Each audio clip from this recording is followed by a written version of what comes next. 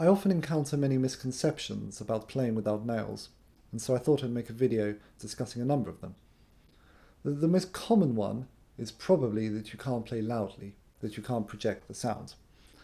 I've not found this to be the case myself.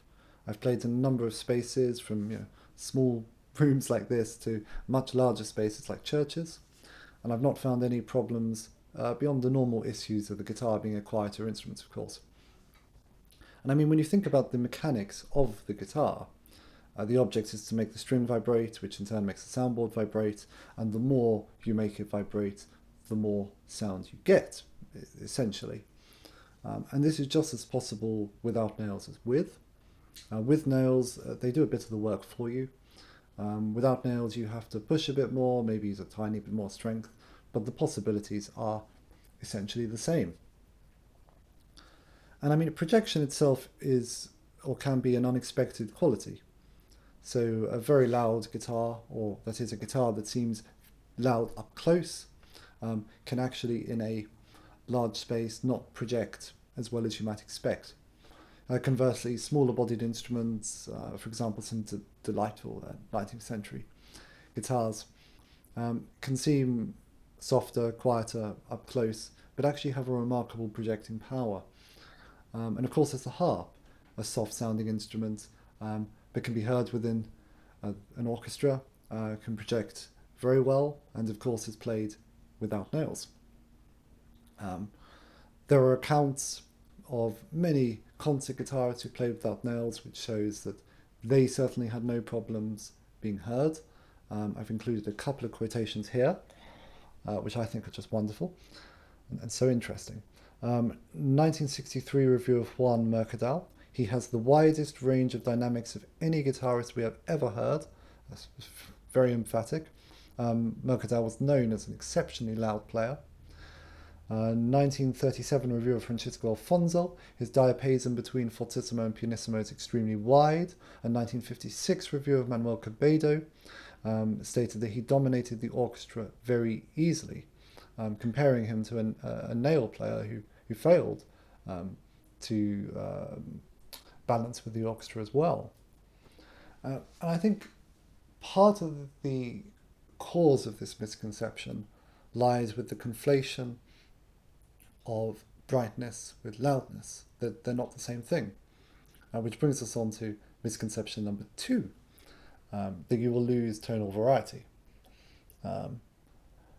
This is not really true, or I suppose it depends how you look at it. If you are looking for this very bright, naily sound, this sort of sharp ponticello, well, if you play with flesh, you're going to lose it. But with flesh, you'll gain other things, other possibilities. Nail and flesh are just two different types of expressive ranges. I suppose it would help to talk about the timbre of the instrument. So when you pluck a note, you're hearing the fundamental of the note, which is what we would call the pitch itself, and then you're hearing a series of overtones above that. And the overtones give character to that note, they give it its timbre. And so if you're plucking with the nail, what you're going to get is more overtones, especially these higher, brighter overtones. And then if you pluck with the flesh, what you'll get is fewer overtones, especially fewer of these higher, brighter overtones. But you will gain something, you'll gain the fundamental. The fundamental will become stronger. And so it really does depend how you look at it. In one sense, you're losing something. You're losing these brighter overtones. In another sense, you're gaining something. You're gaining more fundamental. And both offer their own expressive ranges. I can still play ponticello and tasto, and you can hear the difference.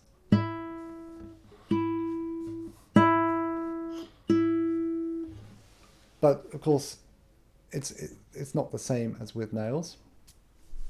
And of course, the attack with both is going to be different. Nails are more articulated, a sharper attack. Flesh is a smoother attack. Again, it's not that you're losing something. It's that these are two these are two significantly different languages. and both are valid, I think. You wouldn't say that if you're going from a plectrum to a nail that you're losing something, because you are. You're losing these upper frequencies, these overtones. You'll get fewer of them when you play with nail compared to a plectrum, but it's not a loss. It's just a different tonal palette. And I mean, I like what Emilio Pujol, one of the great no-nail players of the 20th century, had to say about the subject, which was that flesh and nail offer dual aspects of the guitar, and you should just choose whichever one best aligns with your personality and musical ambition. And both have their own expressive possibilities. Anyway, number three, which is that you can't play fast. This is more true, I think, in certain specific respects. You can play fast, but it's harder. Nails they give you a fluid, easy, articulated way to play fast scales, for example. If you think about it, you have a thin, hard nail versus a big, fleshy fingertip. The fleshy fingertip offers more resistance. So it doesn't make it impossible, certainly not. It just makes it harder. And of course, the fact it is still possible is demonstrated by recordings of players, especially historic players, who did play without nails and could play very fast. I'll include some links in the description below. Often these historic players would play appiando, so rest stroke, in order to maintain velocity at speed, which it does help when you're playing without nails. Lutenists, who of course play without nails, would do it with P&I, which works surprisingly well, even on guitar, and seems to work better without nails than with, and you can achieve quite remarkable speeds playing that way. Fernando Saw, again a 19th century guitarist who was a great proponent of playing without nails, he admitted that nails are better for dazzling, for impressing, especially in the execution of fast runs. Saw would, if he had a very fast passage, he would very often slur it with the left hand rather than plucking it with the right.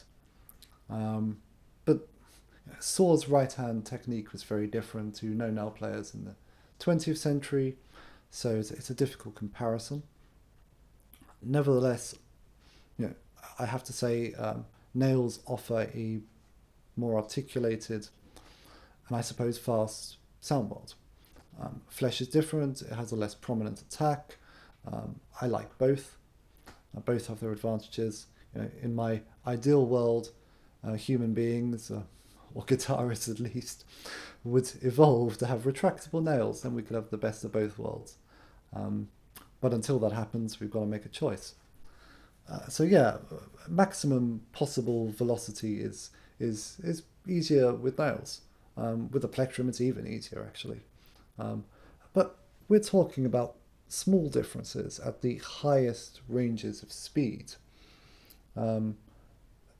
It's an advantage in the most virtuosic repertoire. It's not impossible to play it without nails, but yeah, it's an advantage. Number 4, that you need special guitars or strings. No, not at all. You can use historic guitars, historic strings. They can work very well without nails. They can work very well with nails. I prefer more modern instruments. I don't really like double tops or lattice brace. Again, these seem to emphasize the brighter sounds of the instruments, whereas with flesh, we're looking to bring out the fundamental, the warmer sounds of the instruments. So for this reason, I don't like carbon strings either.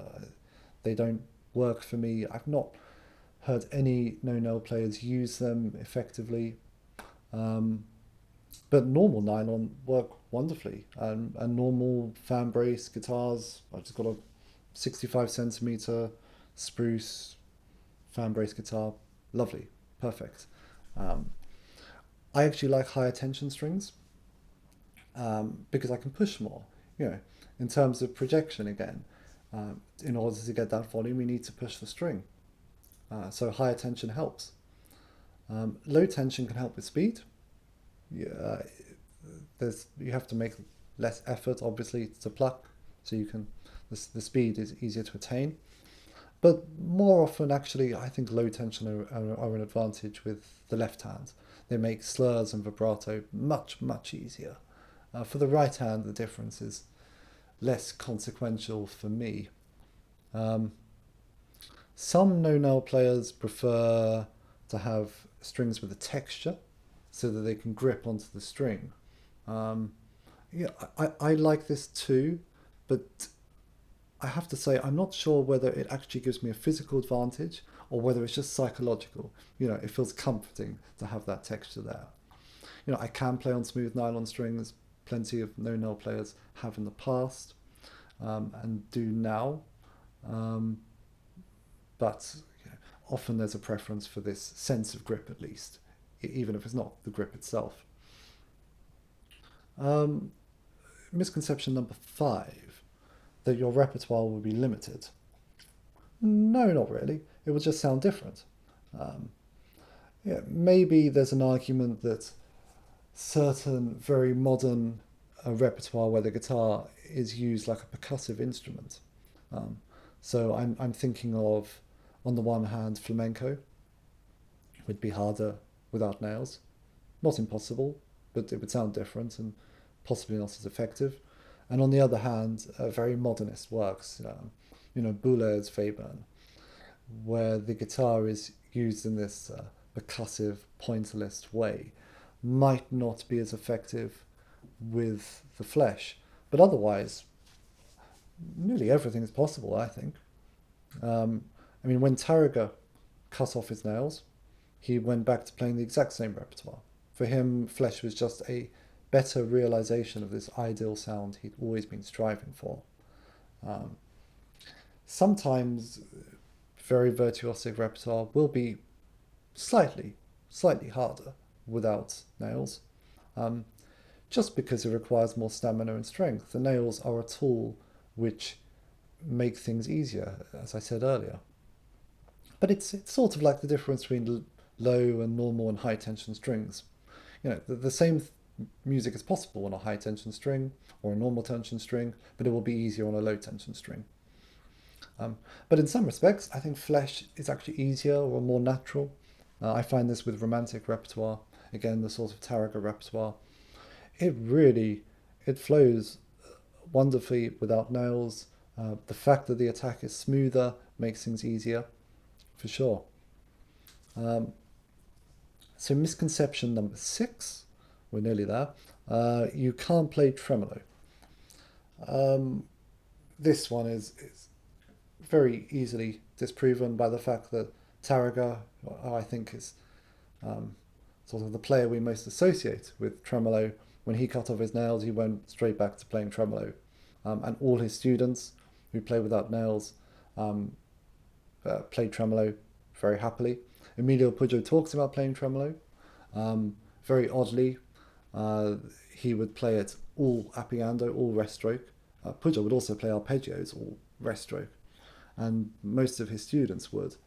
Um, Pujol describes tremolo without nails as an ethereal sound, which is, from the recordings we have, seems to be true. Obviously, the attack is different. It's less articulated. Da, da, da, da, da, da, da. It doesn't sound like that. It's a smoother sound. Um, there's one recording of one of Pujol's students, Manuel Cabello, playing. I've forgotten the name. Recuerdos de la Alhambra, without nails, which is very good. There's 2 modern recordings of contemporary players playing tremolo without nails. I'll include links below. There's also accounts. I've come across 2 or 3 accounts of no-nail players in the 20th century playing concerts with tremolo pieces, and the reviewer mentioning it. And one interesting one is a review of Francisco Alfonso, which said that I have never heard anybody else playing Recuerdos de la Alhambra so perfectly and with such expression. It must be attributed in part to the fact that Alfonso plays with his fingertips and not with the nails like Segovia and Louise Walker. So there you go. Perfectly possible. Final one, number 7. It's fine for amateurs to play without nails, but you can't be a concert guitarist. Well, I suppose this is immediately disproven by the fact that two of the most famous guitarists in the history of the instrument, Fernando Sor and Francisco Tarrega, both played without nails and preferred it. I mean, they were definitely partisans for flesh playing. And I've mentioned a number of concert guitarists already. It was certainly, well, not certainly, it seems to have been the norm in the early 19th century that you would play with flesh. And then there were many, many concert guitarists, well into the 70s in fact, who play without nails. And it was the subject of heated debate, again, into that period. You can see it in guitar journals of the time. It extended, no-nail playing extended much further into the 20th century than people think. I'll include some links below if you want to read more or hear recordings from some of these players. I think a common problem now is that obviously there aren't many no-nail players about. And so when people encounter no-nail playing now, they encounter a particular player. They hear that player, they hear the particular limitations of that player, and they associate those limitations with the limitations of no-nail playing generally. But that's not the case. The particular parameters within which I play are not the parameters of no-nail playing generally. They're just my preferences, my musicality, and that's the same for all players. Fortunately now, there are, especially in the last few years, a lot more recordings of no-nail players. So it's well represented online, and you can really see the diversity of possibilities. There is no one way of playing without nails. There are many, many, many ways, many, many possibilities. Again, I'll include some links below. Please do explore them, and hopefully that will further answer any questions you have about playing without nails. Thank you for watching.